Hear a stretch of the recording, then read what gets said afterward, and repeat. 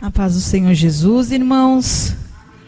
Felizes por estarmos na presença do Senhor e mais essa semana que Ele nos concedeu de vida, nos protegeu, nos guardou, nos livrou de todo mal. Por isso estamos aqui gratos a esse Deus Todo-Poderoso. Vamos nos colocar em pé? Nós damos início a este culto no nome do Senhor Jesus com o hino do brado de júbilo número 33. Adorai. Vamos nessa manhã santa adorar esse Criador dos céus, da terra e mantenedor das nossas vidas.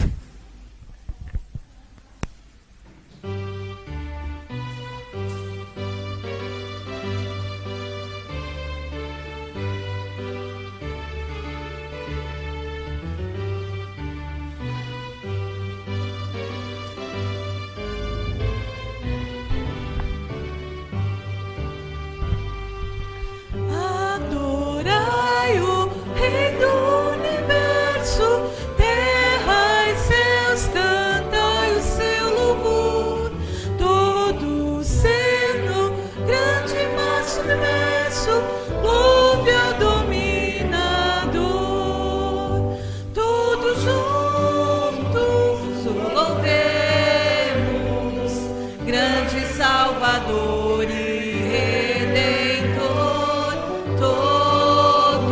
o louvemos.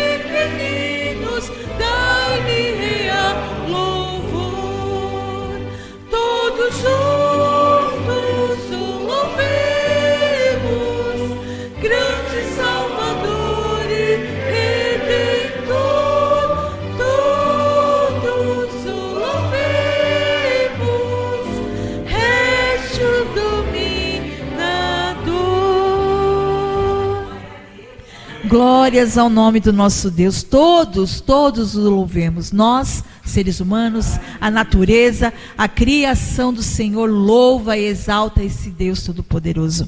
Vamos fazer uma leitura no livro de Lucas, capítulo 14, do versículo 25 ao 27. Evangelho de Lucas, 14, do versículo 25 ao 27.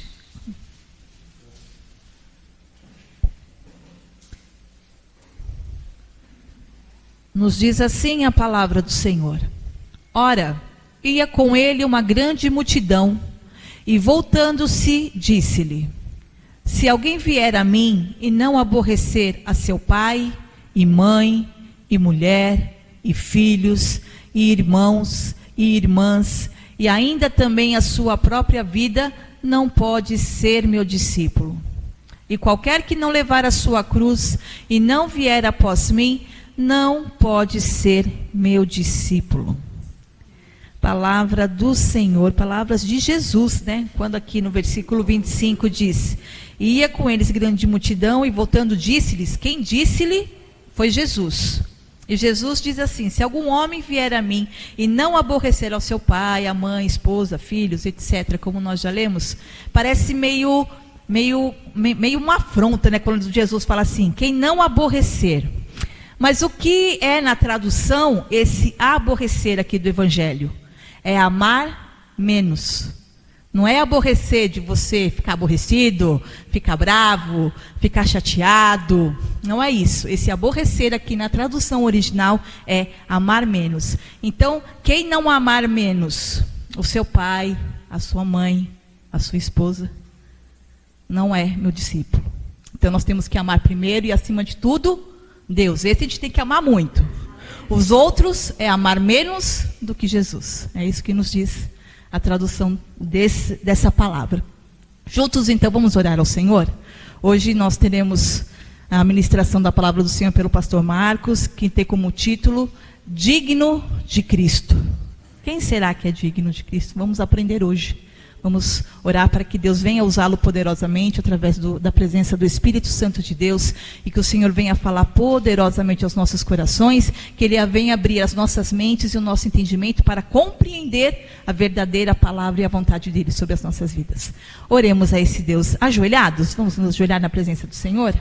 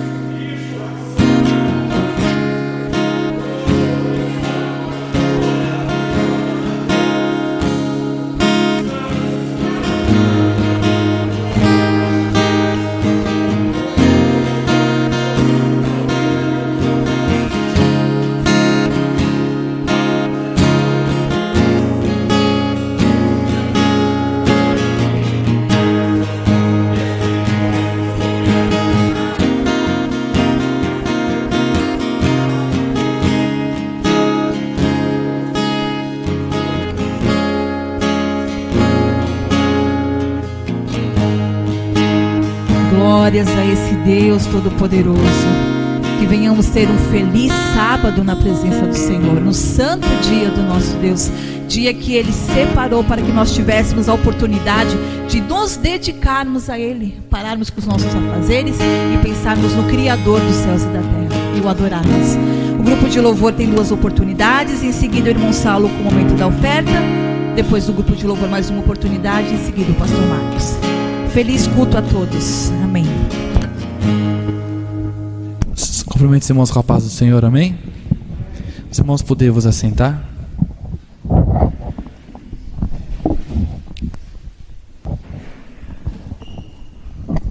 Louvemos ao Senhor.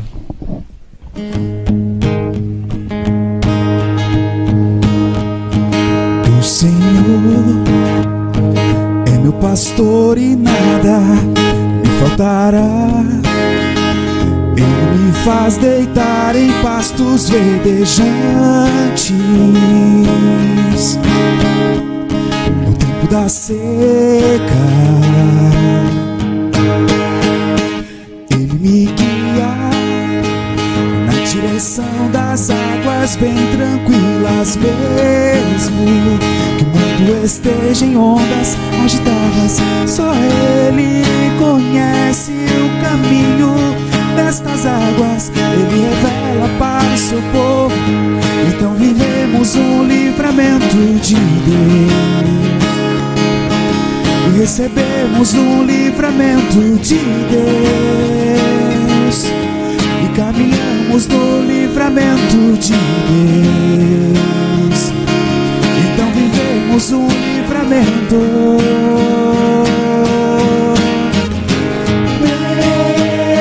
Deus é por nós, Deus é por nós, e ainda que andemos pelo vale da sombra da morte, não temeremos mal, e viveremos um livramento. Deus é por nós, Deus é por nós, e quem será contra nós?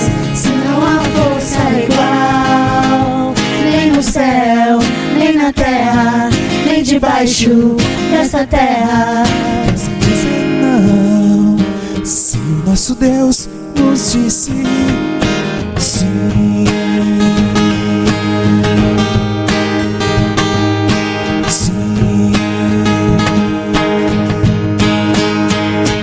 O Senhor é o nosso pastor e nada nos faltará. Ele nos faz deitar em pastos verdejantes. No tempo da seca, Ele me guia na direção das águas bem tranquilas, mesmo que o mundo esteja em ondas agitadas. Só Ele conhece o caminho nestas águas, Ele revela para o seu povo. Então vivemos um livramento de Deus, recebemos um livramento de Deus e caminhamos no livramento de Deus. Então vivemos um livramento. Deus é por nós, Deus é por nós, e ainda que andemos pelo vale da sombra da morte, não temeremos mal, e viveremos um livramento. Deus é por nós, Deus é por nós, e quem será contra nós? Se não há força igual, nem no céu, nem na terra, nem debaixo dessa terra. Posso dizer não, se o nosso Deus nos disse sim.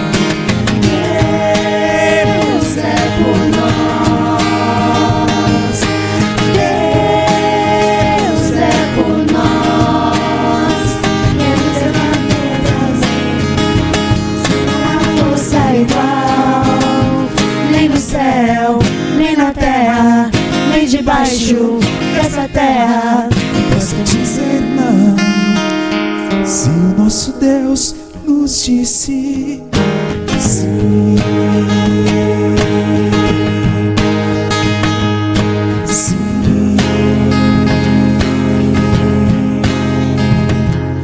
sim.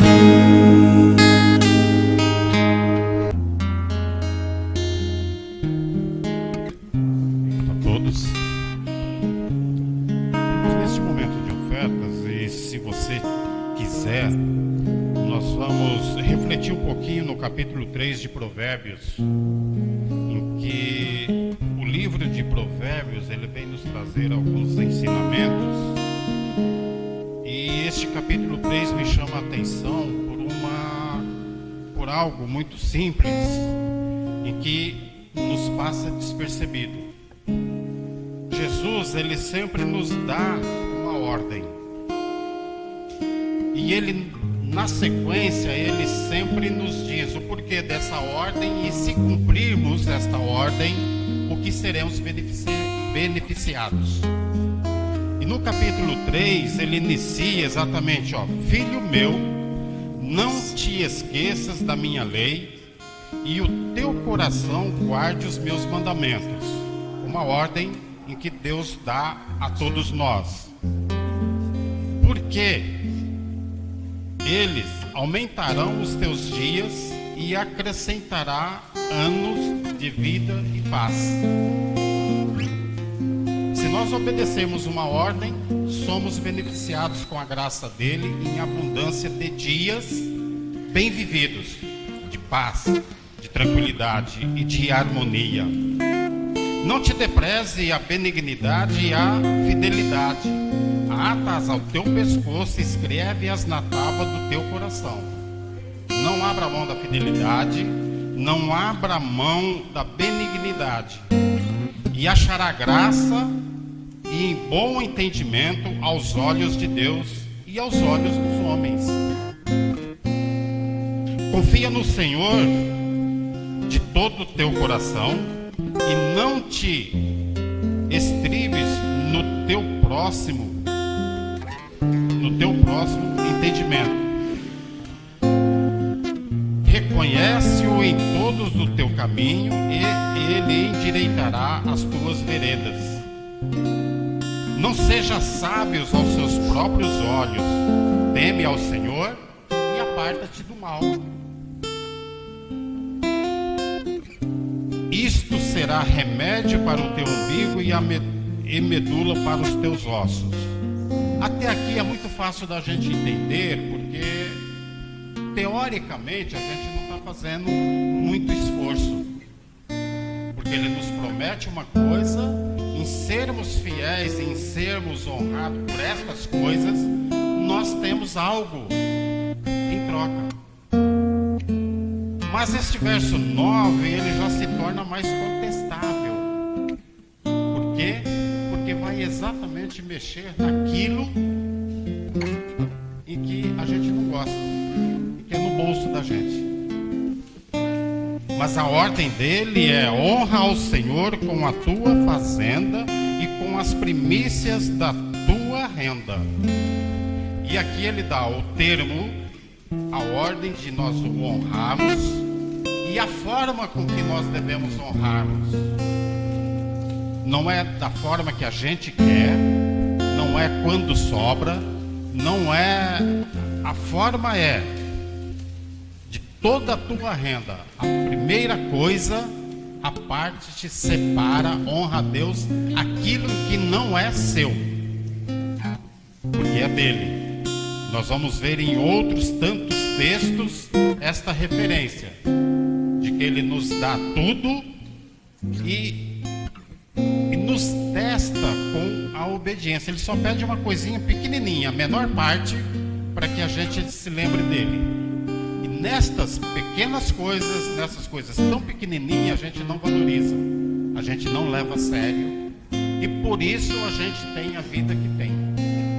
Se levarmos a sério, ele nos garante de termos vida longa e em paz. Mas a gente negligencia naquilo que é pequeno, na menor parte, e nós, consequentemente, sofremos as consequências desta desobediência. O salário nunca dá, o mês não fecha, as contas não fecham, nada fecha porque nós desobedecemos a menor parte. E aqui ele ainda não usa o termo, olha, lembra-te. E em tudo isso, se nós lembrarmos, se nós o honrarmos e da forma, não é a forma, é a motivação correta. Eu não vou trazer tudo porque é um pedido de Deus, eu quero ficar bem com Ele. Essa não é a motivação correta. É você entender de que tudo é dele, Ele te pede a menor parte, e este gesto dele pedir, não que ele há necessidade, ele não tem necessidade. A gente não vai suprir nenhuma necessidade de Deus. Nós que temos essa necessidade de sermos dependentes dele. E se nós tivermos este ato de entendimento, ele nos abençoa. E se você pegar a sequência do verso 11, o verso 10... E se encherão os teus celeiros abundantemente, e transbordarão de mosto os vossos lagares. Esse termo aqui, mosto e lagares, aqui seria a dispensa onde eram macetado a uva para a fabricação do vinho. E esse mosto aqui seriam as uvas em que eles macetavam para o vinho. Então, a sua dispensa nunca faltará. Você sempre terá isso. Você vai lá para Malaquias 3:10, ele vai dizer a mesma coisa. Honra ao Senhor, trazer o dízimo, e fazei prova de mim, que eu abrirei a janela do céu e derramarei bênção tal em que advenha abastância. E na sequência ainda de Malaquias, ele vai dizer, por esse ato de fidelidade, por esse gesto de compreensão às suas ordenanças, ele ainda nos afasta o devorador das nossas vidas. E dentro desta linha de raciocínio, dentro deste entendimento, nós não vamos contribuir porque precisa, porque Deus precisa, porque a igreja precisa. Nós vamos contribuir porque esse é um dever nosso fazer. E a nossa oração é de que as pessoas em que irão administrar esta nossa oferta, este nosso dízimo, e que respeitando a orientação divina a gente traga, de que as pessoas em que irão orientá-lo, que sejam honestos e que direcionem para a finalidade com que Cristo nos pediu. A nossa missão aqui hoje é apenas atender a ordem de Cristo, trazer. A administração, Deus delegou esta função para outras pessoas em que não somos nós. Dentro deste entendimento, vamos pedir a Deus que Ele continue com a sua bondade, com a sua misericórdia, que Ele continue afastando de nós o devorador, e para que a gente faça isso com a motivação correta, com o coração alegre, com o coração contente e agradecido a Ele por tudo aquilo que Ele nos tem proporcionado. Excelso e bondoso Deus, nós elevamos a Ti a nossa prece, no sentido de lhe agradecer, ó Deus, por todas as providências em que nos tem dado e em todos os aspectos da nossa vida. Se nós aqui nos reunimos nesta manhã no Teu nome para glorificar e exaltar o Teu nome, é porque Tu tens cuidado de nós, Senhor. E se nós aqui estamos, ó Deus, meditando neste momento de oferta, Senhor, nos esclareça, ó Deus, a motivação correta para que possamos ofertar com alegria. Senhor, nós não queremos ofertar apenas para que o devorador seja afastado de nós, não. Nós queremos a motivação correta de ofertarmos e de termos o entendimento que isso não é nosso, que isso não nos pertence. E precisamos fazer da forma correta, Senhor, não daquilo que sobra, não quando dá, mas quando nós tenhamos o entendimento de que ao recebermos toda a parte da nossa fazenda, dos nossos rendimentos, nós possamos tirar a primeira parte que é a sua, Senhor. E nas demais partes, nas outras partes, que nós tenhamos a tua orientação de como administrá-las, ó Pai eterno. E olhe, Senhor, pelas pessoas em que irão administrar essas ofertas e esses dízimos, ó Deus. Faça com que eles possam fazer segundo o teu propósito, segundo os teus ensinamentos.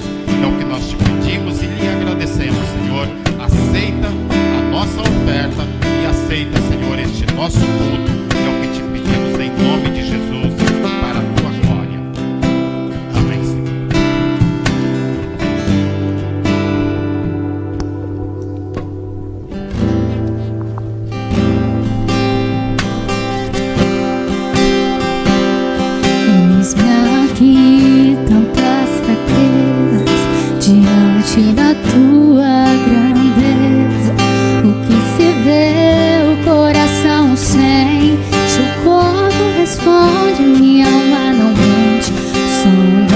agora esse coração. Veja, Senhor, se não tenho razão, mas eu não quero ser tão racional. Espírito Santo pode se achegar e fazer morada, e fazer morada. Espírito Santo mora em mim. O meu coração é o teu altar, faça morada.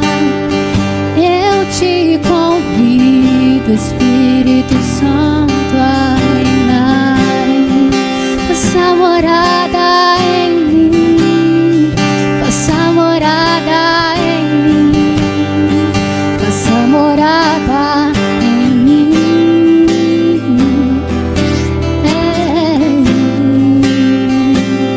Eis aqui tantas fraquezas diante da tua grandeza. O que se vê, o coração não sente, o corpo responde, minha alma não mente. Sonda agora esse coração. Veja, Senhor, se não tenho razão, mas eu não quero ser tão racional. Espírito Santo pode se achegar e fazer morada, e fazer morada. Espírito Santo mora em mim. O meu coração é o teu lugar, faça morada. Eu te convido, Espírito Santo, a reinar em mim. Faça morada em mim, faça morada em mim, faça morada em mim. Sonda, meu Pai. Sonda agora este coração. Veja, Senhor, se não tenho razão, mas eu não quero ser tão racional. Espírito Santo pode se achegar e fazer morada, e fazer morada. Espírito Santo mora em mim. O meu coração é o teu lugar, faça morada. Eu te convido, Espírito Santo, a reinar em mim. Faça morada em mim, faça morada em mim, faça morada em mim. Faça morada em mim, faça morada em mim, faça morada em mim.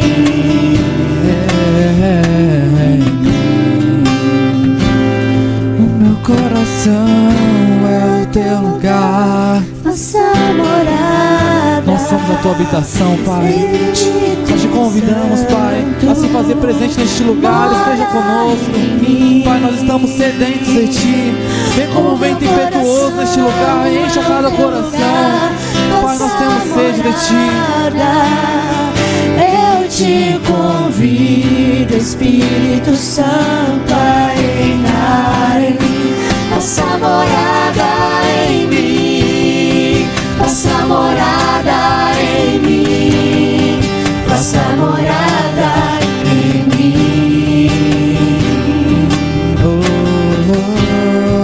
Faça morada em mim, faça morada em mim, faça morada em mim.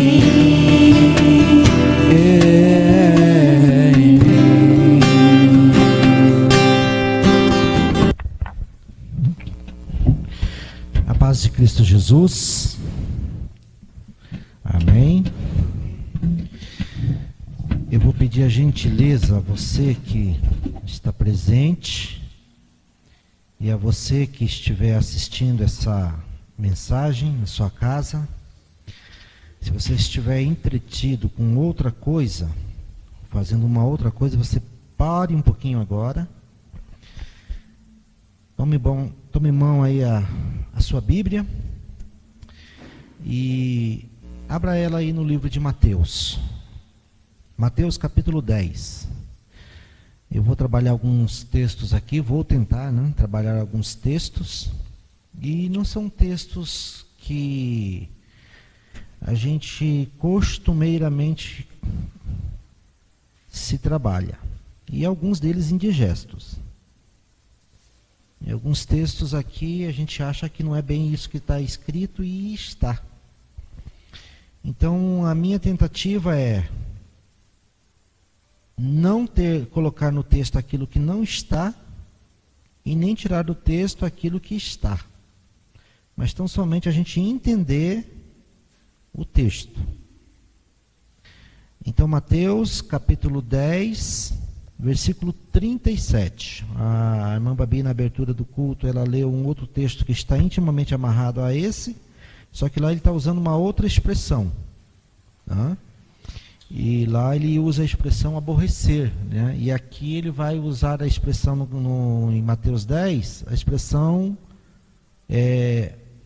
amor, né? E o texto diz assim, Mateus 10, 37. Quem ama seu pai ou sua mãe mais do que a mim, não é digno de mim. Quem ama seu filho ou sua filha mais do que a mim, não é digno de mim. Então agora eu vou pedir a você que ore a Deus neste momento e você vai fazer nessa sua oração 2 pedidos a Deus, bem simples. Primeiro você vai dar liberdade para o Espírito Santo trabalhar aí na tua alma, para que o Espírito Santo te mostre se você é indigna de Cristo. Se você é indigna de Cristo, o que está te tornando indigna? Que o Espírito Santo te mostre isso. Se você tem algo aí que é mais importante para você, que você ama mais do que a Cristo, que o Espírito Santo te mostre. E segundo, que Deus ele venha me dar habilidade para a gente trabalhar esses textos. Feche os teus olhos e ore comigo, em nome de Jesus. Senhor, todo louvor e toda honra a Ti, Pai. Tu sabes que sou homem limitado, fraco, frágil, pecador, Senhor. Tu sabes, Tu me conheces, o Senhor me fez. Poderia fazer uma oração bonita aqui, Senhor. Vazia, imperfeita. Mas de que adiantaria, Senhor, uma oração bonita, se não for verdadeira? Então, eu prefiro colocar diante de Ti o que sou, Pai, nada. Dependente de Ti, dependente da Tua graça, da Tua misericórdia, do Teu amor. Dependente do Teu cuidado, Pai. Então, que o Senhor use a minha vida, Senhor. É tudo para louvor e honra ao Teu santo nome, Pai amado. Eu te louvo pela oportunidade que o Senhor me dá. E confesso a Ti, Senhor, eu começo a ler a Tua palavra, meu Deus, a minha mente começa a viajar, meu Deus. Eu estou numa dificuldade em controlá-la que não é fácil. Então eu vou tentar, Senhor, ficar aqui a este assunto. Então me dá habilidade, Senhor, me dá sabedoria, me dá discernimento, meu Deus.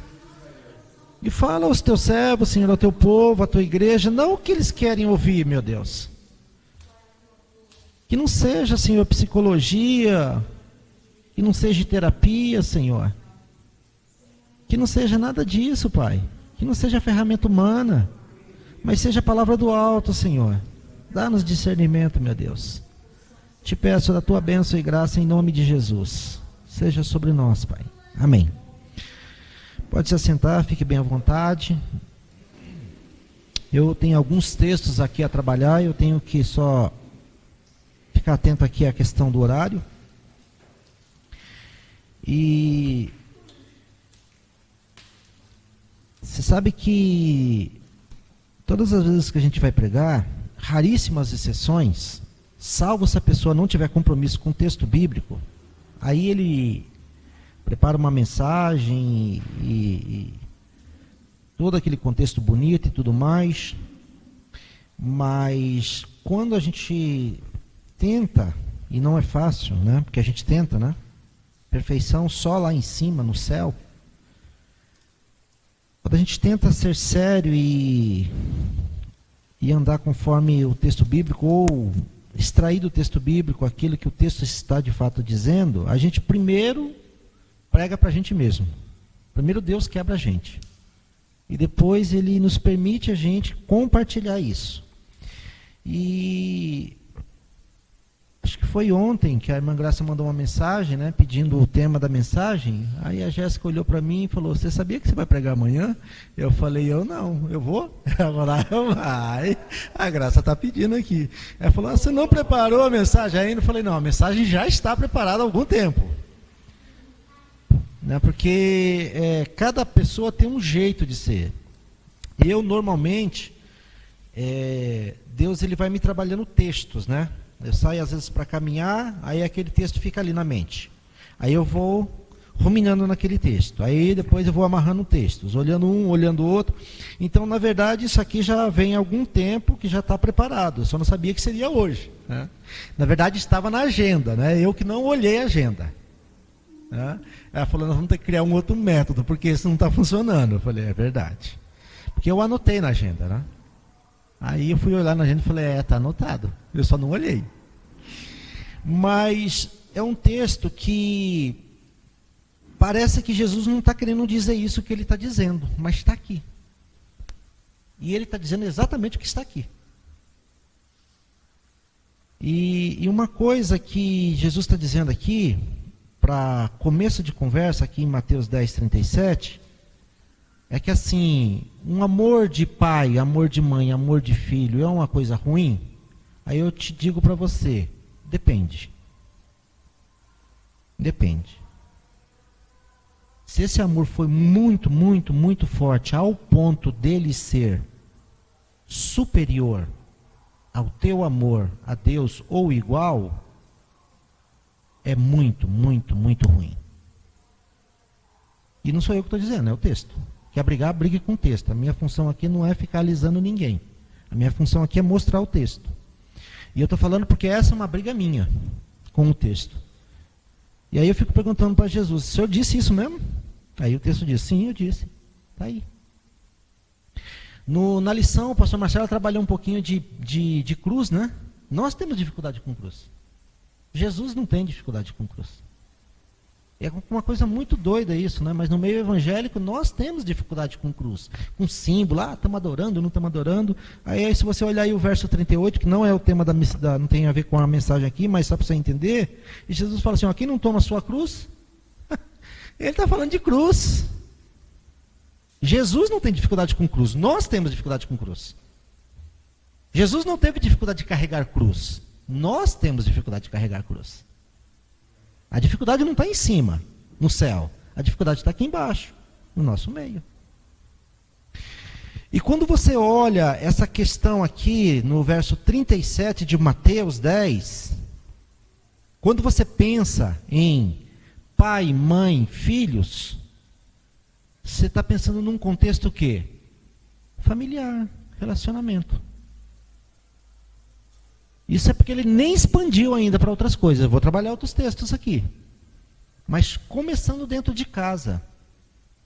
Você olha aqui para o Rodrigo: Emanuel, qual que é a coisa mais importante para você, Rodrigo? Aí ele ia falar: meu filho. Espero que seja, né? A esposa, se não for o couro come também, viu? Aqui nesse cenário humano, né? E aí Jesus fala: mas o seu filho é mais importante para você do que eu? Se for, fião, sua fé está desequilibrada. Você não é digno. Você está perdendo tempo na igreja. Você vai correr. E como a gente costuma dizer no ditado popular: nada, morre na praia.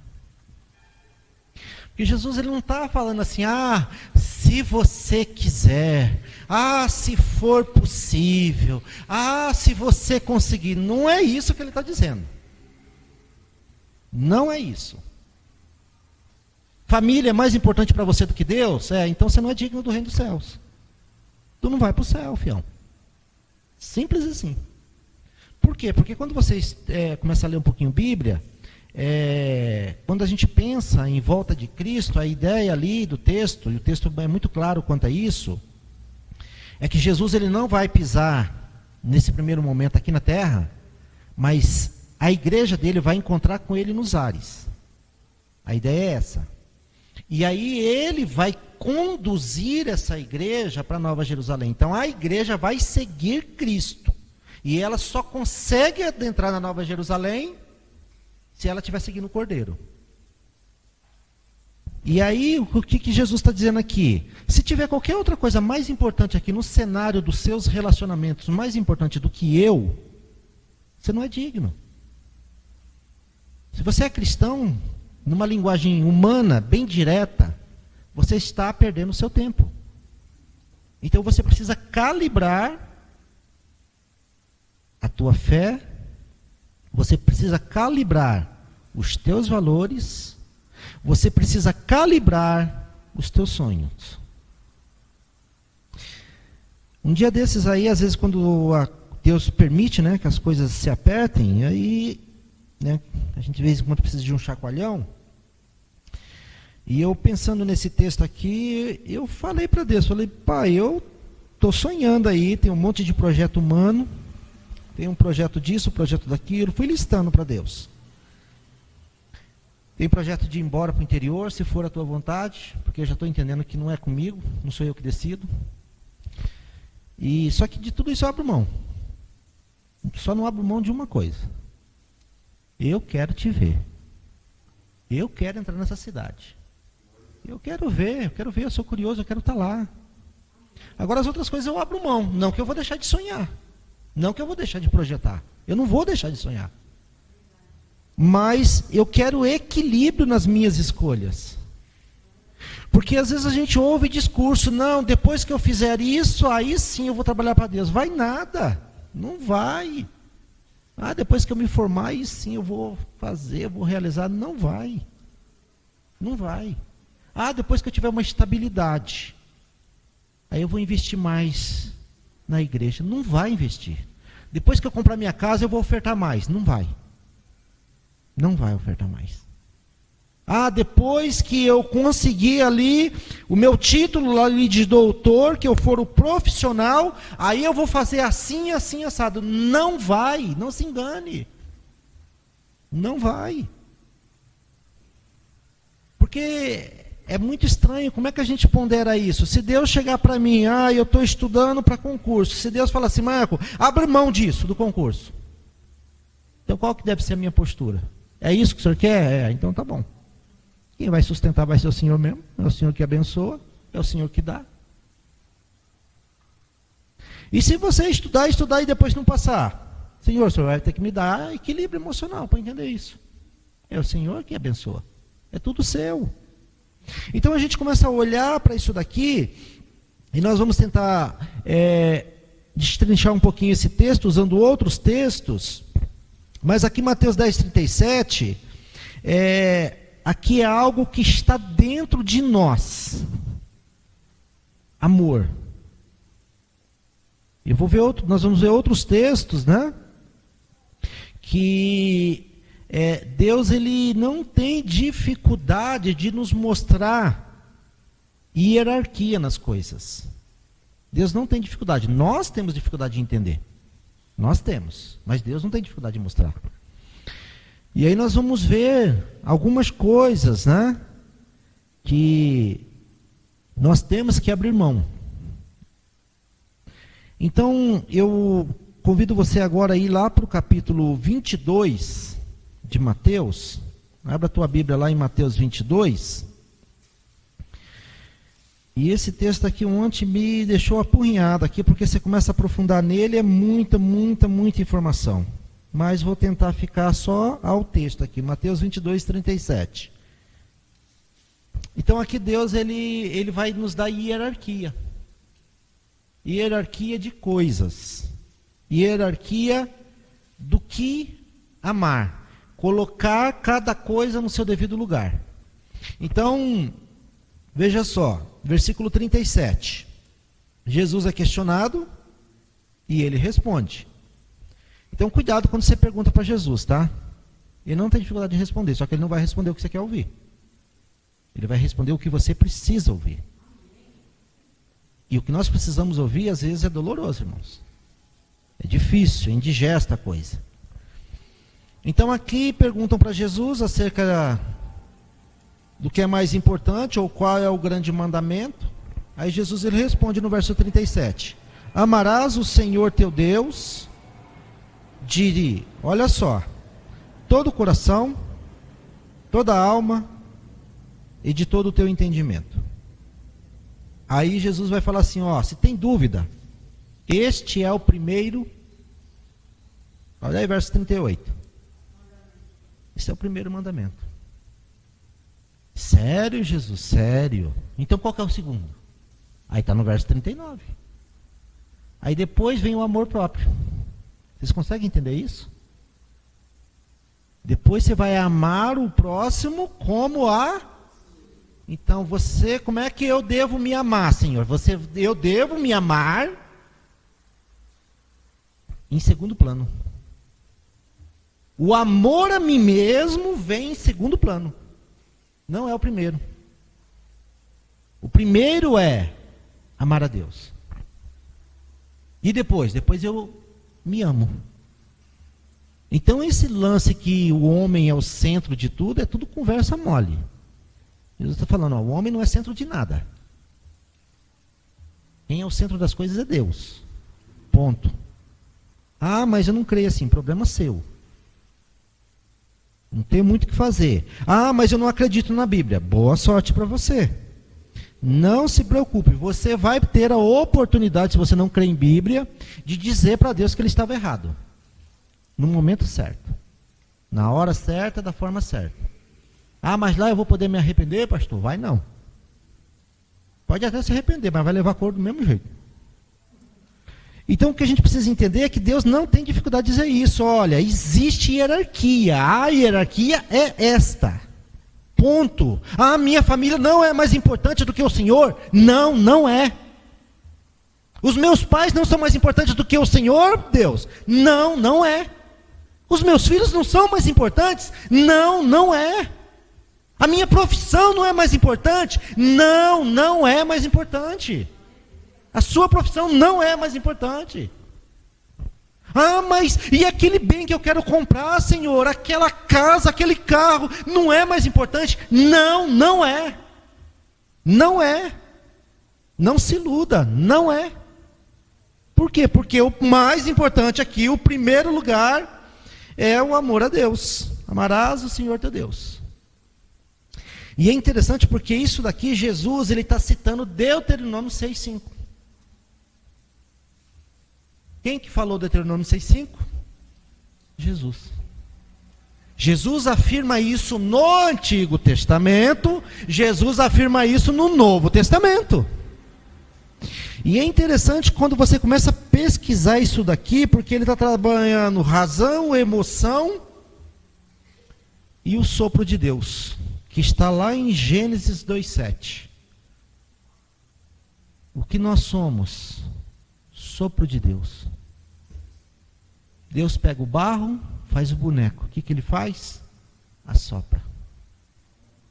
E aí nós nos tornamos alma vivente. Por isso, quando ele diz que quando você deve amar o Senhor, você deve amar com todo o teu coração, com toda a tua alma. Deus está dizendo assim, ó, eu soprei, você é alma. Se você é alma, é porque eu soprei. Então, você deve me amar, porque você é o meu sopro. É simples assim. Só que nós precisamos entender que Deus permite que esse sopro dele, Gênesis 2,7, a alma vivente, passe por um processo. E tem características, né, que foi bem definido. Isso aí você vai ver através de alguns textos. Nós trabalhamos um pouquinho hoje aqui na lição acerca disso. Um deles Está lá em João, capítulo 1, versos ali 12, 13 e 14, que quando a gente entende quem é Jesus Cristo, e a gente se curva a Ele, nós recebemos da parte de Deus uma autoridade. Aí este sopro de Deus, que é a alma vivente, se torna filho de Deus. Mas se torna filho de Deus não porque esse sopro de Deus, essa alma vivente quer, mas porque ele recebe da parte de Deus essa autoridade mediante Cristo Jesus. É Cristo Jesus que nos dá essa autoridade. E é Cristo Jesus que está falando aqui. Existe hierarquia para se viver. O mais importante na minha vida é eu terminar o meu curso, a minha faculdade. Não, não é. Isso é a segunda coisa mais importante. A coisa mais importante na minha vida é dar o bem-estar para a minha família. Não, não é. Esta é a segunda coisa mais importante. A coisa mais importante é cuidar bem dos meus filhos. Não, não é. Esta é a segunda coisa mais importante. A coisa mais importante na sua vida é amar a Deus. Se você colocar isso no lugar certo, você não vai ter dificuldade de viver o Evangelho. Aí você é digno de Cristo. E agora nós vamos aprofundar um pouquinho mais. Eu nem vou para esse texto lá de Gênesis e nem de Deuteronômio, porque isso aqui ontem, aí eu já comecei a viajar ali na vida de Noé, e é um negócio sério. Então quando a gente vê esses textos, e esses textos aqui eles estão amarrados. Se você pegar Marcos 12, 30... Mateus 22, 37 e 38, que é isso que nós lemos, né? E Lucas 10, 27, todos eles estão dizendo a mesma coisa. Em todos os evangelhos, Jesus está dizendo, existe hierarquia. Existe hierarquia de relacionamento. Existe hierarquia de valores. Existe hierarquia do que se amar. Primeiro, eu devo me amar? Não, isso é segundo plano. Isso vem em segundo lugar. O amor a mim mesmo, ao meio onde eu vivo, às pessoas com quem eu vivo, aos meus relacionamentos, é segundo lugar. Primeiro lugar é Deus. Então, Deus aqui ele coloca os pingos nos is. É isso aí. É só pegar o texto, brigue com o texto, fique à vontade. Eu só tenho que preparar o teu coração, porque você vai questionar e vai apanhar, e se não mudar ainda vai ser condenado no final. E uma coisa que nós precisamos entender é que Deus ele não tem dificuldade de fazer o que tem que ser feito. Deus não tem dificuldade. Então se você abrir a sua Bíblia lá em 2 Pedro, está lá no finalzinho lá da Bíblia, né? Pegando lá Apocalipse, voltando, aí tem umas epístolas de João e depois vem as de Pedro. Se você abrir lá na 2 de Pedro, no capítulo 2, se você olhar aí no verso 4, 2 Pedro 2, 4, diz que os anjos pecaram. E Deus não... O que está escrito aí? Não os perdoou, não. O que mais? Tem outra expressão. Não poupou. Deus não poupou o anjo. Eles pecaram. E o que Deus fez? Coro. Não poupou. Agora, olha aí o verso 5. Não poupou quem também? Não poupou o... Ele está falando aqui uma referência ao dilúvio. Eu estava lendo ontem sobre o dilúvio, e é muito doido isso. Gênesis 5, 28 em diante, ali vai falar da família de Noé. Então, o pai de Noé gera Noé, e depois que ele gera Noé, ele vive 595 anos. Noé é chamado com aproximadamente 500 anos. Então, nesse período que Noé está construindo a arca, o pai dele é vivo. E o pai de Noé gerou Noé, e depois que gerou Noé, ele gerou filhos e filhas. Então Noé tinha irmãos e irmãs. Sabe o que Deus fez com a família de Noé? Os irmãos, as irmãs, os sobrinhos, as sobrinhas, os tios, as tias, os enteados. Sabe o que Deus fez? Olha o texto. Não sou eu que estou dizendo, é o texto que está dizendo. E é isso que nós precisamos entender. Noé tem uma expressão muito legal no texto. Deixa eu ver se eu encontro ela aqui. Gênesis, capítulo 5, verso 9, final do verso 9. Finalzinho do verso 9. Gênesis 5, final do verso 9. Olha aí no texto bíblico, para não dizer que eu estou inventando, estou com história. Final do verso 9. Noé, o que está escrito aí? Não, desculpa aí, irmãos, é 6, 9. Eu estou comendo bola aqui por causa dos números da minha Bíblia aqui, que é grande. É 6, 9. Finalzinho do verso 9. O que está escrito aí? Noé,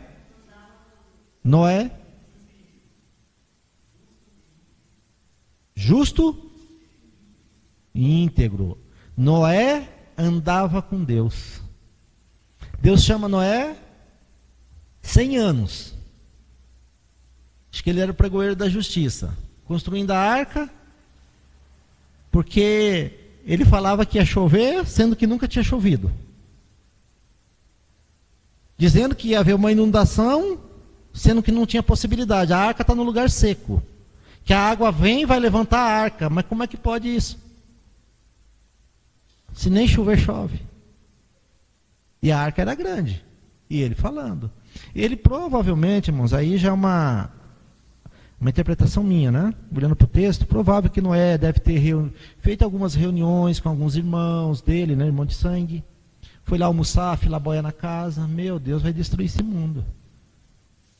Acho que tinha uns caras tomavam uns vinhozinhos, né? E diz que a perversidade tinha tomado conta da humanidade. Você já conversou com um parente seu de sangue sobre o evangelho? O cara olha para você assim, você vê nos olhos dele assim, aquela expressão assim, esse sujeito é louco, mano. Esse sujeito está vareando. E aí é muito interessante, eu não sei se é proposital ou não, mas às vezes quando a gente está no meio de alguns familiares nossos, que eles sabem que você é cristão, e chega uma hora que eles não querem ouvir mais, aí eles começam a fazer coisas que é para fazer você ir embora. Normalmente eles aumentam o som da música, né? Aí se você ainda persiste, aí eles põem um espancadão. Aí chega uma hora e fala, não dá para mim. Aí ele fala, conseguimos. O louco foi embora. Noé passou por isso, irmãos.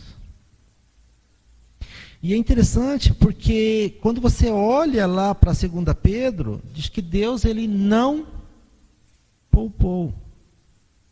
Você acha que Deus vai poupar mesmo quem não quer Cristo? Você acha que realmente que Deus vai poupar o teu filho se ele não quiser Cristo? Você acha que Deus vai poupar o teu irmão de sangue se ele não quer Cristo? Aonde é que está a justiça de Deus? A palavra vem sendo anunciada desde o Éden. Deus ele sempre disse, eu tenho um caráter, o meu caráter é esse, o meu caráter não muda. Você quer ser meu filho? Tem regras. Você quer viver cristianismo? Tem regras. E aí a gente vai olhando aqui para os textos. Esses textos são indigestos, porque Deus ele não poupa os anjos, ele não poupa o mundo antigo. Abra agora a sua Bíblia lá em Romanos, capítulo 11. Romanos 11, verso 21. Romanos verso 21. Tinha um povo que dizia, não, nós somos um povo de Deus. Não, nós somos aqui os naturais. Nós somos os caras da fé. Ah, é? Romanos 11, 21. Deus não poupou os ramos o quê? Naturais. Uma linguagem bem direta, Deus não poupou os judeus. Ele veio para o que era seus. Os seus não o receberam. Você acha que Deus vai salvar judeu que não aceitou Jesus? Olha o texto. Quando o céu se abrir, irmãos, a gente vai ter um monte de surpresas. O evangelho foi pregado e tem sido pregado aos judeus, sim. E tem muitos judeus que é cristão e a gente não sabe. Não sei quais são, quantos são, onde estão. O que eu sei é que Cristo está salvando. Cristo está guardando a igreja dele. E ele vem buscar essa igreja. Ele vem buscar. Ele vem nos buscar. Agora não ficamos nos iludindo, achando que vamos viver de qualquer jeito e está tudo certo. Não está tudo certo, não.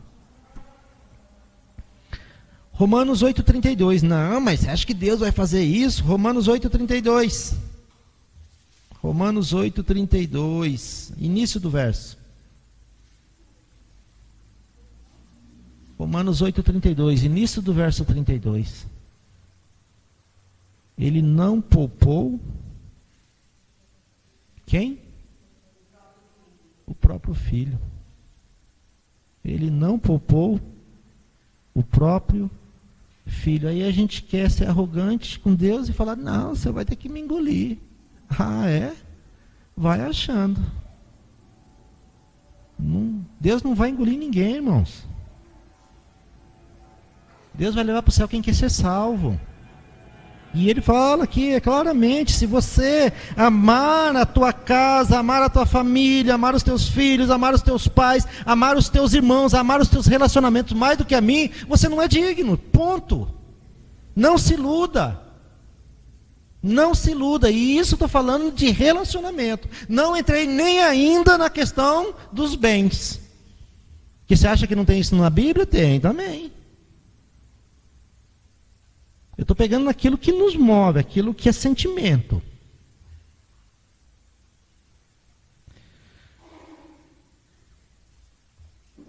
Abra a tua Bíblia aí, Mateus 19, 12. Esse texto aqui, um dia eu conversando com um sujeito lá no Tietê,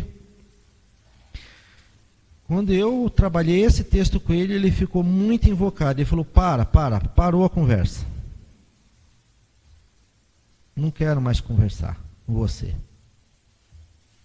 Porque eu já devo ter contado aqui na igreja para vocês, conversando com ele, um rapaz morador de rua, e ele vendendo bilhetes ali na entrada do metrô, e ele me disse o seguinte, aí começamos a conversar, aí ele falou, não, eu estou vendendo para comprar uma quentinha, né, uma marmita. Falei, tá, quanto é que é a marmita? Não, ali onde eu pego é R$5. Falei, então vou fazer o seguinte, eu não vou comprar o teu bilhete não, mas eu vou te dar a quentinha, tá? Aí ele ficou assim olhando para mim, e falei, você tem todo um traquejo de quem já ouviu acerca da salvação, e você sabe que o céu está para se abrir, né? Jesus Cristo está prestes a voltar. E ele olhou, ele falou, não, é que eu já fui cristão, eu já fui um plantador de igreja, meu pai é pastor, eu abandonei família, abandonei esposa, filhos, e fui morar na rua. Mas por que você foi morar na rua? Eu falei, que eu não consigo me controlar. Eu sou envolvido mesmo com a prostituição, eu gosto, e eu vivo assim, e é um dia de cada vez. Falei, é? Falei, mas você quer ir para o céu? Não, mas é muito difícil. Falei, não é essa a pergunta que eu fiz. Você quer ir para o céu? Aí ele falou, mas quem não quer? Eu falei, não estou perguntando quem, estou perguntando você. Você quer ir para o céu? Ele falou, eu quero. Eu falei, então, aí você vai ter que abrir mão.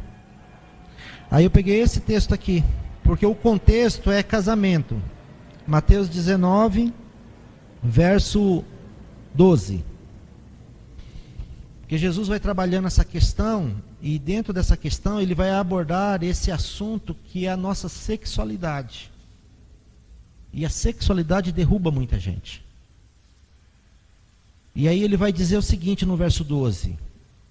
Eunuco, para quem não sabe o que é eunuco, é o homem que não tem ereção, é o sujeito que não tem mais o desejo sexual por causa de uma impossibilidade ali. Ou o nervo foi rompido, ou o nervo foi cortado, ou ele não tem mais esse desejo. Então esse é o eunuco. E os eunucos, eles eram feitos eunucos para quem tinha virilidade, porque eram homens que o rei sabiam que eram pessoas muito, muito obedientes, mas se botar um homem no meio de um harém de mulher, né, é querer brincar com fogo, né? Então o que o rei fazia? Fazia o cara eunuco. Só que esse cara que era feito eunuco, ele tinha privilégios. Então era mais ou menos que uma troca, né? Eu abro mão da minha virilidade, porém eu recebo tudo aquilo que eu gostaria. Então os reis, eles faziam isso. E esses caras eram os caras de confiança do rei. Porque um cara, para abrir mão da virilidade dele, é porque ele tem respeito com quem está fazendo a proposta. Então tinha alguns que eram feitos eunucos. Tinha alguns, aí diz o texto, né? Há eunucos que nasceram-se. Tem homens que nascem sem essa virilidade. E isso não é pecado. Porque o texto está dizendo isso. Desde que ele entenda isso, viva de forma digna e ande na presença de Deus. E aí há uma situação, quando você lê lá em Apocalipse sobre os 144 mil, ele faz uma referência que aqueles 144 mil são homens que não se macularam com mulheres. Ah, mas é isso, pastor? Não faço a mínima ideia. Quando o céu se abrir, a gente pergunta para o Cordeiro. É isso? Porque desde que o mundo é mundo, o texto ele vai se desenrolando. Então há eunucos que nasceram eunucos de nascença. Há outros que os homens fizeram tais. Então eles foram feitos eunucos. Agora olha a sequência do texto. E há outros que a si mesmos se fizeram eunucos. Por quê? Olha o texto. Por causa? O cara quer ir para o céu. Só que ele não consegue se controlar. Mas o céu é mais importante. Então o que ele fez? Se fez eunuco. E quem que está dizendo isso? Olha o texto. Não é Paulo, não é João, não é Lucas. É o próprio Cristo. Ele está dizendo, você tem dificuldade com essa área da vida? Você vai ter que abrir mão. Você quer ir para o céu? Você é envolvido com prostituição? Você gosta de ir para a luz vermelha? Você gosta dessa pornografia? Você quer ir para o céu? Vai ter que abrir mão. Vai ter que deixar. Vai ter que deixar. Porque não vai entrar. E é isso que nós precisamos entender. A Bíblia não tem dificuldade de dizer isso. E Jesus, ele vai trabalhar, quando ele trabalha essa questão do adultério, é muito tenso o negócio. Porque os homens falam, não, mas tal, né? Um pega aqui, outro pega ali. Fala, cara, se tu olha para a mulher do outro, com um olhar impuro, desejou no coração, já adulterou, fião. Pode confessar o teu pecado, você já adulterou. Você não consumou, mas já adulterou. E os adúlteros não herdarão o reino dos céus. Então vá confessando aí. Vai mudando a mente. Por isso que Paulo fala, tudo aquilo que for bom, tudo aquilo que for decoroso, tudo aquilo que for puro, tudo aquilo que for digno, ocupai a sua mente com essas coisas. Só que o povo não quer saber de Bíblia. O povo não quer saber da palavra de Deus. E aí como é que eu vou me ocupar de coisas boas se a Bíblia é coisa boa? E eu não quero Bíblia. Aí fica difícil, irmãos. E aí o céu se abre, a gente vê aquela caravana subindo e eu estou ali, não saio do lugar. E agora? E agora, fião?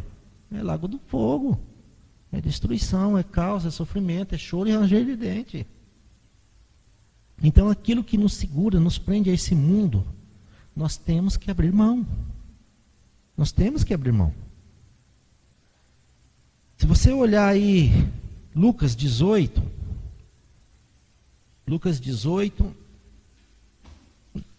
verso 21. Lucas 18, 21. Lucas 18, 21. Lucas 18, 21. É a conversa aqui de um jovem muito, muito, muito rico. Final do verso 23 diz que ele era riquíssimo. O cara, se fosse nos dias atuais, provavelmente ele teria na garagem uma Lamborghini, uma Ferrari, teria ali um Porsche. Ele, hoje eu vou desse, não, hoje eu vou com aquele. Ele teria, porque o cara era muito, muito rico. O texto diz, no final do verso 23, que ele era, finalzinho ali, riquíssimo. Então esse sujeito, ele chega a Jesus e ele fala: Jesus, o que eu tenho que fazer aí para herdar o reino dos céus? Aí Jesus vai conversando com ele, guarda os mandamentos. Olha o verso 21. Replicou ele: tudo isso tenho observado desde a minha mocidade. Então, guardar mandamento, meu irmão, não vai te levar para o céu. Mas então eu não preciso guardar, pastor? Não é isso que o texto está dizendo. Jesus está mandando guardar. Mas isso vai me levar para o céu? Só isso? Não. Aí você tem que sondar aqui dentro. O que mais eu preciso? E é o que esse jovem queria saber. E ele fez a pergunta errada e ele não estava preparado para ouvir a resposta. Aí verso 22, Jesus fala assim para ele: ainda te falta uma coisa. Vai, vende tudo que tem, distribui aos pobres, vem e segue-me. A pergunta que eu lhes faço é o seguinte: ele vendeu ou não vendeu? E por que ele não vendeu? Por um único motivo. Aquilo ali para ele era mais importante do que Cristo. Simples assim. O problema todo não está na riqueza, o problema todo é que o coração dele está na riqueza. E aí Jesus vai explicar isso aqui, no verso final do verso 22, né? Diz que quando você abre mão dessas coisas, você tem um tesouro nos céus. E o grande lance é você juntar tesouro no céu. Então o problema todo não tem a ver com se você pegar aí a Mateus 6, é lá no Sermão do Monte, Mateus capítulo 6, verso 19 e 20, vai ver que Jesus está explicando aqui, no verso 19, ele diz assim, não acumuleis para vós outros tesouros sobre a terra. Então a ideia aqui, quando você olha o texto, como é que eu consigo acumular tesouro? É só se eu tenho recurso. Não tem como eu acumular tesouro se eu não tiver recurso. E aí, essa é a sacada que a gente tem que ter. O problema todo não está no recurso, o problema todo está em mim. É no meu trato com o recurso, com a riqueza. Por quê? Porque Jesus está falando assim, aonde tiver aí, no verso 21, aonde tiver o teu tesouro, ali está o teu coração. E é por isso que Jesus ele vai trabalhar isso. O teu coração tem que estar num tesouro celestial. E não tem nada de errado em você orar a Deus para Deus te dar recurso. Desde que você ore também para Deus te dar sabedoria para administrar esse recurso. E às vezes a gente vê pessoas que melhoram um pouquinho de vida e somem, irmãos. Não quer mais saber de Deus. Ou ficam soberbas. E aí a grande sacada que a gente precisa ter é que é o seguinte: quando eu estou orando a Deus, eu peço algo a Deus hoje. Eu vou apresentar Ele em oração. Eu não conheço o futuro, mas Deus conhece. E Deus sabe o que vai me acontecer se Ele der. Ele sabe. E é por isso que boa parte das nossas orações, Deus diz assim para nós: não. Mas por que não, Senhor? Porque tu é pecador, tu não presta, mas eu quero te salvar. E para te salvar, eu não posso te dar. Estranho isso, né? Nós não temos equilíbrio. Só que aí quando você vê homens que foram ricos dentro do contexto bíblico, como é que eles administravam esse lance da riqueza? Você olha para Jó, nos momentos de conflito dele, ele fazia algumas análises e fala, poxa vida, mas eu não me lembro de nenhuma vez de chegar uma pessoa na minha casa ali, ou passar pelas minhas terras, que estivesse com fome e fosse embora com fome. Aí Jó começa a puxar na memória, puxa vida, eu não me lembro de nenhuma pessoa que passou ali no meio das minhas terras, necessitado, com frio, e fosse embora necessitado e com frio. Eu não me lembro. Porque todos que vieram até mim, a ideia de Jó, Deus mandou o necessitado até mim, então eu vou ajudá-lo. Eu não me lembro de ter dispensado nenhum necessitado com necessidade. Jó sabia administrar. Jó dava todas as riquezas dele para uma pessoa? Não. Jó sabia administrar.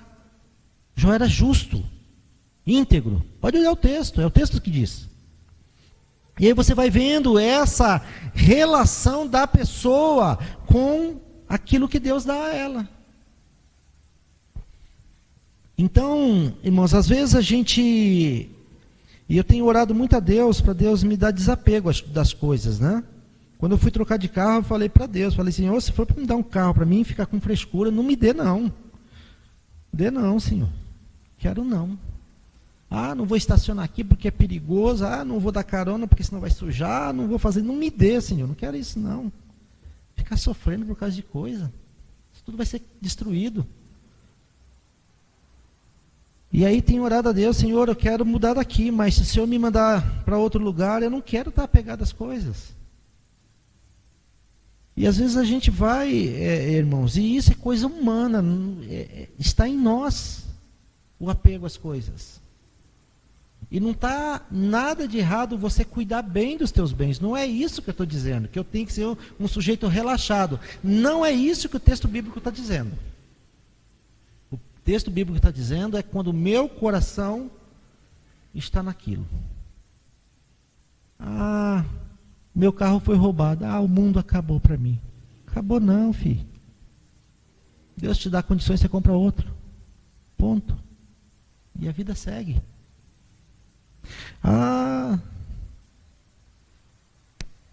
Meu filho desceu à sepultura, agora a vida acabou. Acabou não. É dolorido? É. É sofrido? É. Difícil? Sim. Mas não acabou. Eu lembro de uma mulher, quando eu dava aula pela FATAP, eu não me recordo se foi lá em Aracaju, eu acho que foi em Aracaju que aconteceu. Ela era muito católica e o filho muito obediente nas palavras dela. E ele saiu um dia, não sei se para ir para a faculdade ou para trabalhar de moto, e aí num cruzamento o caminhão passou por cima dele. E ela não entendia porque Deus permitiu aquilo. Porque o filho dela era bom. Se o meu filho era bom, por que Deus permitiu? E aí ela veio fazer teologia para tentar entender Deus. Ela é católica, fazia teologia com a gente, porque ela queria compreender Deus.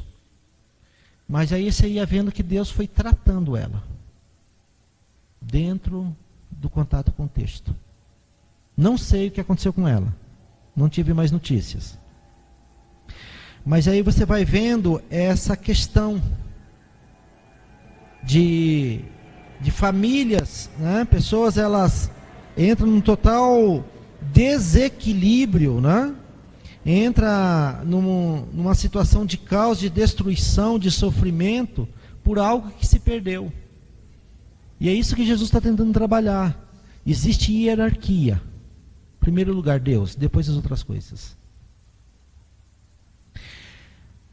E eu quero fechar aqui essa palavra, voltando lá para Mateus 22. Mateus 22, 37.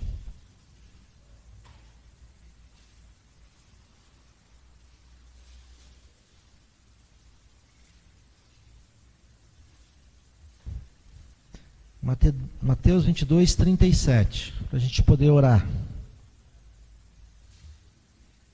Onde o texto nos diz assim, Jesus falando para nós, existe o primeiro e grande mandamento. Existe o mandamento supremo. E esse tem que estar acima de todos os demais. Você faz a sua escala de prioridades, de valores, do que é importante para você. Fique à vontade. A regra deveria ser, primeiro Deus, depois nós colocamos família, aí os familiares, amigos, relacionamento, depois a nossa vida social, depois a nossa vida profissional e depois os bens. Porque os bens você consegue através de uma boa vida profissional. Uma boa vida profissional você consegue quando você tem equilíbrio. Para você ter equilíbrio, você tem que viver bem em sociedade. Para você viver bem em sociedade, você tem que viver bem dentro de casa. E para você viver bem dentro de casa, você precisa ter paz com Deus. Então essa deveria ser a hierarquia. Mas tem pessoas que mudam. Talvez uma casa é mais importante do que família, que amigos. Talvez um carro é mais importante. Então fique bem à vontade aí. Aí cada um cria aí a sua hierarquia de valores. O texto bíblico nos diz assim, que o primeiro mandamento é: ame ao Senhor teu Deus de todo o teu coração, de toda a tua alma, de todo o teu entendimento. E depois, o segundo, pastor: amarás o teu próximo como a ti mesmo. Então eu amo o meu próximo como a mim mesmo. Então se eu amo ele igual a mim, é porque eu me amo. Então o amor próprio vem em segundo lugar. Vamos colocar em pé? Vamos agradecer a Deus. Felizmente passei um pouquinho do horário. Peço aos irmãos que me perdoem. Mas eu precisava trabalhar esses textos aqui. Vamos agradecer a Deus por aquilo que Deus falou. E naquilo que ainda faltou, que o Espírito Santo possa trabalhar na sua mente e no seu coração. Que você entenda que você tem que valorizar sim família, tem que valorizar sim pais, tem que valorizar casamento, tem que valorizar filhos, tem que valorizar a vida profissional, tem que valorizar os seus bens. Mas cada um no seu devido lugar. Primeiro lugar, Deus. Fecha os teus olhos. Ore comigo, em nome de Jesus. Senhor, todo louvor e toda honra a Ti, ó Pai. Eu te louvo, eu te agradeço, meu Deus. Tu sabes que sou imperfeito. E dentro dessa imperfeição, Pai, tentei aqui usar, Senhor, esses textos aí para a gente criar aí, Senhor, uma linha mestra, Senhor, para andar, para viver a nossa vida no nosso cotidiano, sabendo o que valorizar, como valorizar, sabendo ponderar com cada coisa, Pai. Sabendo que o Senhor já definiu, Senhor, regras. Nós não precisamos definir regras. Isso é mais importante. O Senhor já definiu. Não tem nada mais importante para o ser humano. Não tem, Senhor, não tem. Nada mais importante para o ser humano do que o amor a Ti. Não tem. Nada supera isso, Senhor, nada. É só a gente entender isso. E quando a gente entende isso, Senhor, o Senhor nos ajuda a colocar as coisas nos devidos lugares, saber valorizar cada coisa da sua maneira, Pai. Então dá-nos discernimento para viver na Tua presença, meu Deus. Que sejamos dignos de Cristo, Pai, a cada dia, Senhor. Cada dia, um dia de cada vez, mas dignos do Cordeiro, Senhor. Podendo olhar para o céu, orar e dizer: ora, vem, Senhor Jesus. Vem buscar a sua igreja, vem buscar o Teu povo. E eu te louvo por este momento, por esta palavra, Pai amado, em nome de Jesus. Louvor e honra ao Teu santo nome, Senhor. Amém.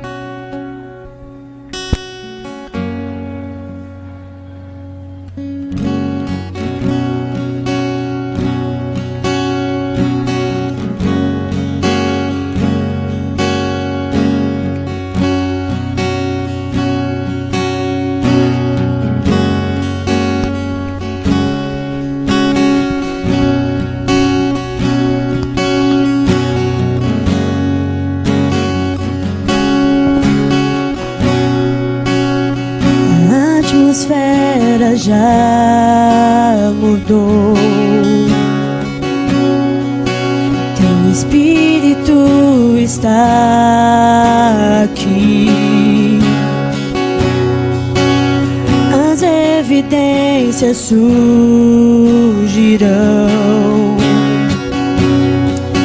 Teu Espírito está aqui. A atmosfera já mudou. Teu Espírito está aqui. As evidências surgirão.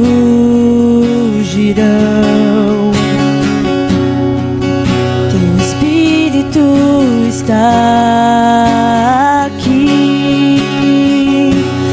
Flua neste lugar, transborda teu amor que nos envolve.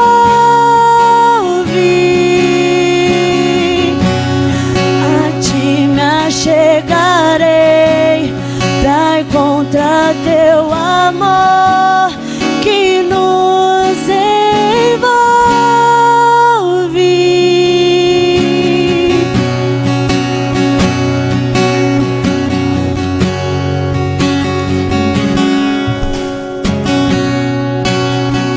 A atmosfera já mudou. Teu Espírito está aqui. As evidências surgirão.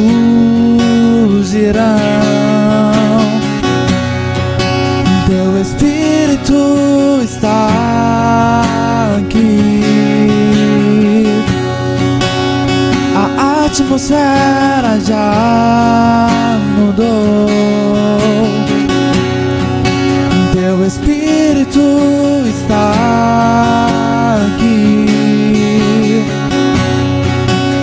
As evidências surgirão.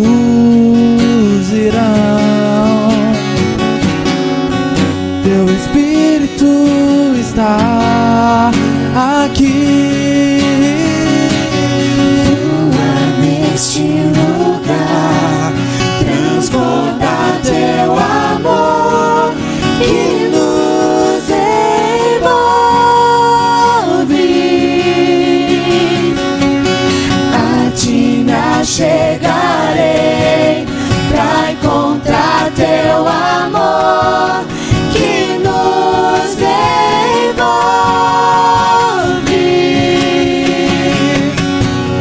Flua neste lugar, transborda teu amor que nos envolve.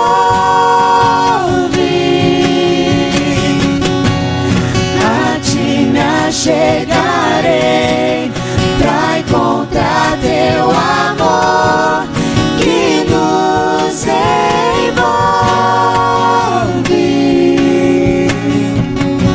Espírito de Deus, vem sobre nós, te desejamos.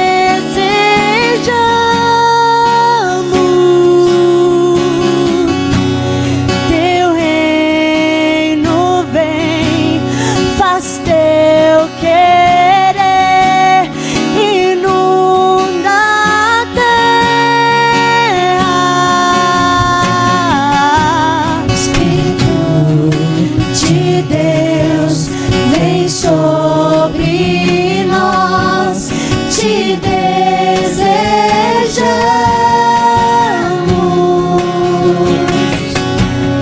Teu reino vem, faz teu querer, inunda a terra. Espírito de Deus, vem sobre nós, te desejamos.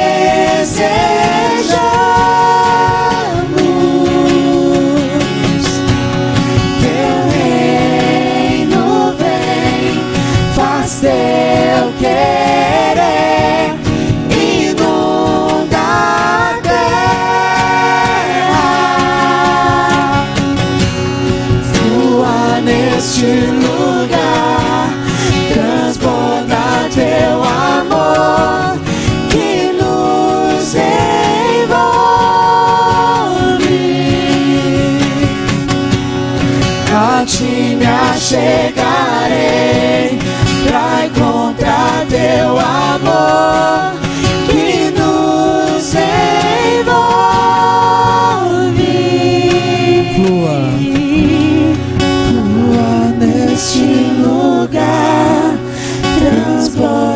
teu amor que nos envolve.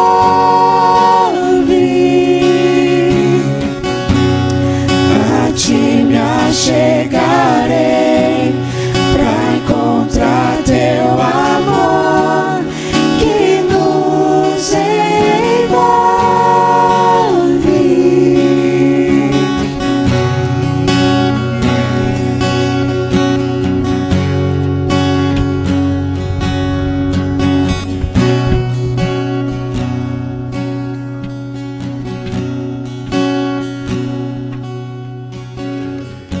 Louvado seja o nome do Senhor. Nessa oração final, quero que você apresente Samuel, a família do Samuel. Samuel, amigo de trabalho do Saulo. A gente veio, a gente acredita que dormiu no Senhor, recebe a Deus. Jovem de 20 anos, vítima da tuberculose. Vamos orar pela família. A gente sabe que somente o Espírito Santo pode trazer consolo. Também pela nossa irmã Estela, torcicolo bem forte, está bem entrevadinha. Vamos orar pela nossa irmã. Agradecidos a Deus por tamanha palavra, tamanha bênção que o Senhor nos deu, uma palavra maravilhosa. E um dos textos, quando Jesus fala assim, ainda te falta alguma coisa. Quando Jesus olha para nós, Ele sabe o que falta. Ele conhece cada um de nós. O Marcelo ia falar, te falta 1000 coisas. Então, cada um de nós devemos ver o que está faltando para nós não perdermos a salvação.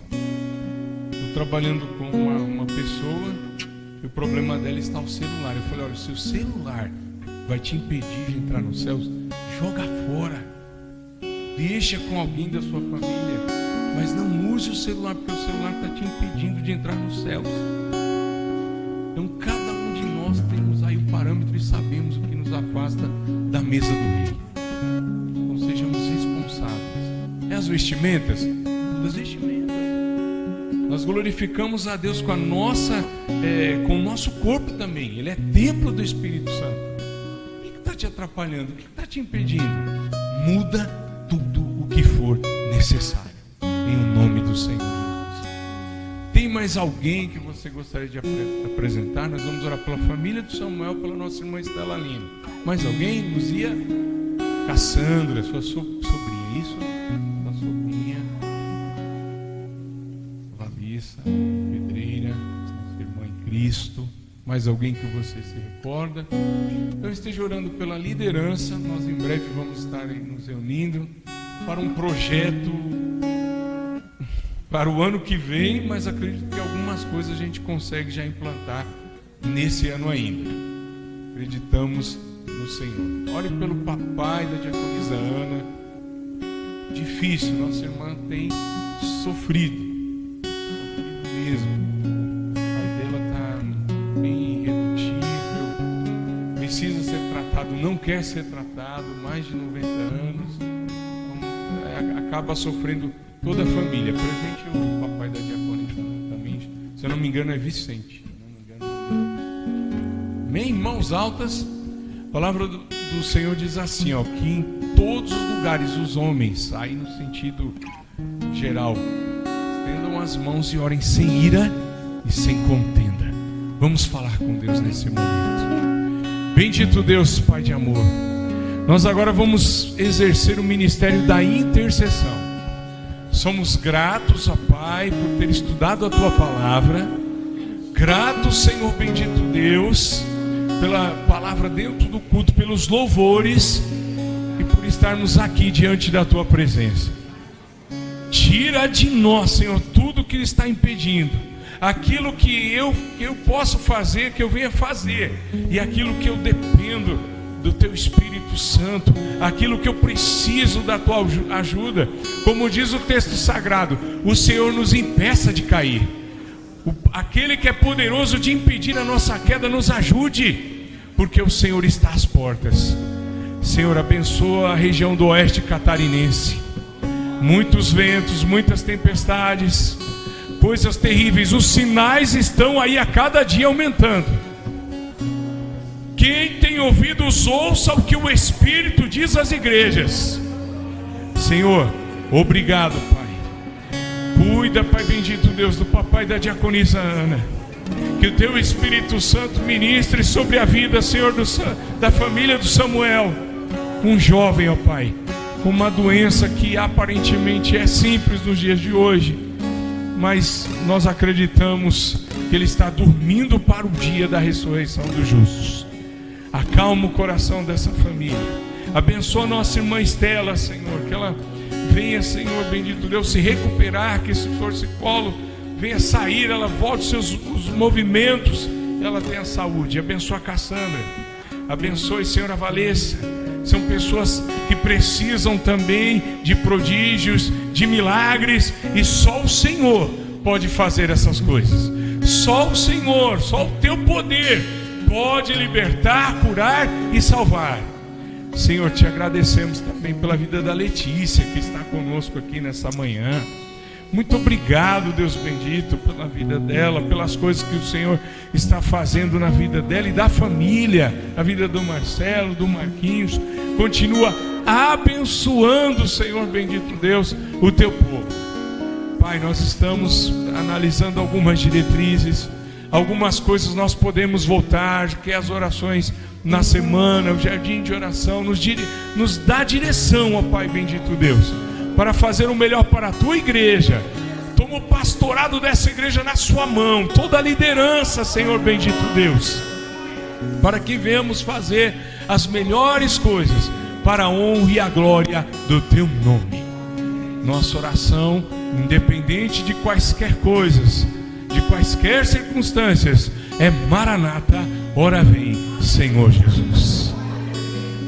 Que o Senhor te abençoe e te guarde, que o Senhor faça resplandecer o seu rosto sobre ti e tenha misericórdia de ti. Que o Senhor sobre ti levante o seu rosto e te dê a paz. Amém. Feliz sábado em nome do Senhor Jesus.